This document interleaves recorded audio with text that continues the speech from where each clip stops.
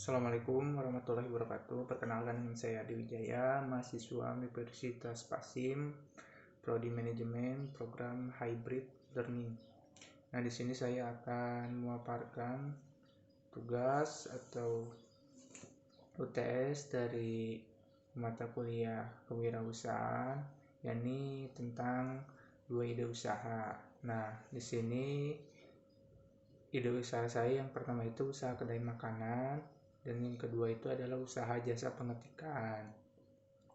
Nah, untuk usaha kedai makanan ini muncul dikarenakan makanan merupakan kebutuhan setiap manusia yang tidak lepas atau tidak bisa dikurangi atau harus ada setiap harinya.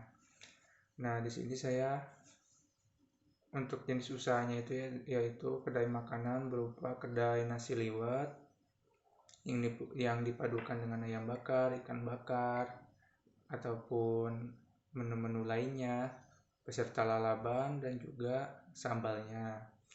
Nah, di sini juga terlepas dari berbagai macam minuman dari mulai jus ataupun es kut ataupun yang lainnya. Nah, untuk usaha jasa pengetikan sendiri, ide ini muncul dikarenakan di lingkungan sekitar atau wilayah di sini tuh untuk ke warnet itu cukup lumayan jauh, dan juga untuk memudahkan setiap pelanggan yang ingin melakukan atau meminta jasa pengetikan.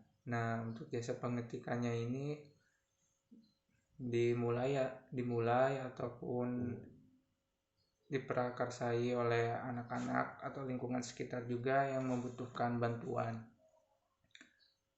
Nah, untuk jenis pengetikannya sendiri ini berupa untuk pengetikan makalah, proposal, undangan, banner, logo, atau bahkan stiker sendiri dan juga lainnya.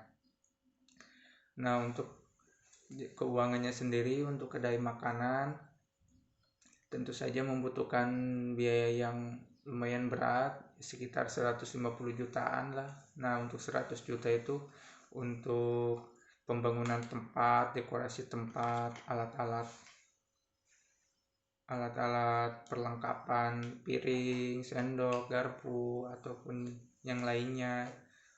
Untuk perlengkapan dapurnya juga, gas, ini itu juga pasti membutuhkan modal yang lumayan, apalagi untuk dekorasinya sendiri. Nah, untuk tanahnya sendiri itu mungkin tanah pribadi.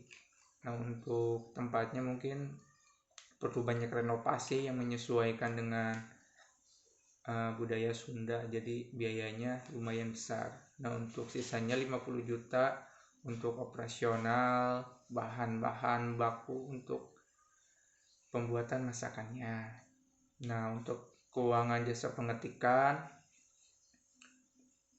mungkin membutuhkan sekitar 15 juta untuk komputer, laptop, printer, dan juga bahan-bahan baku seperti APS,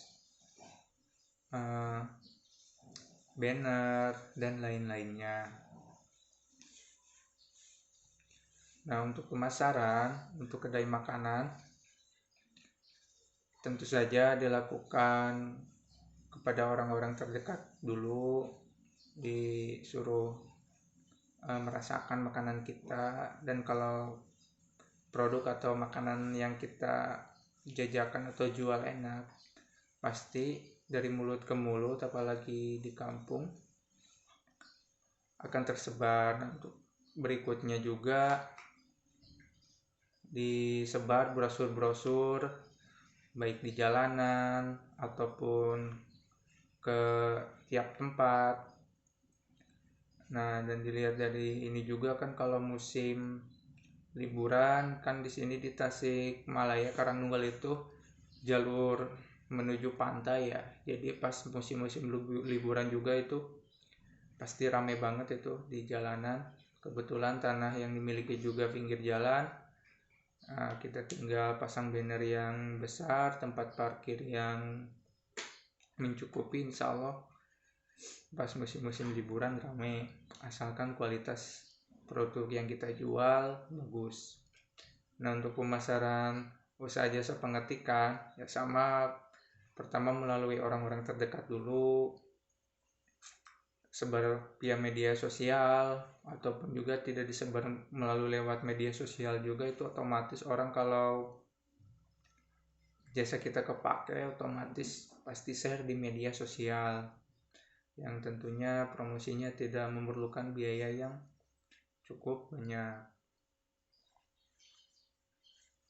Untuk berikutnya, untuk masalah SDM, untuk usaha kedai makanan membutuhkan sekitar 15 orang dengan rincian satu, tentu saja 1 orang kepala kedai, 2 orang staf keamanan, 2 orang kasir, 5 orang pramusaji, dan 5 orang juru masak. Nah, untuk SDM untuk jasa pengetikan membutuhkan sekitar 3 orang, 1 orang kepala usaha atau pemilik, tentunya juga 1 orang staf yang bertugas mengetik, dan 1 orang kasir yang juga merangkap membantu stafnya juga. Nah, untuk operasional usahanya, kedai makanan mencakup bidang usaha, keuangan, pemasaran, dan sumber daya. Untuk operasional usaha membutuhkan modal untuk perlengkapan usaha, bahan-bahan baku seperti listrik, air, serta pembelian alat-alat lainnya yang digunakan untuk kedepannya, serta gaji untuk karyawan dan keuntungan untuk pemilik.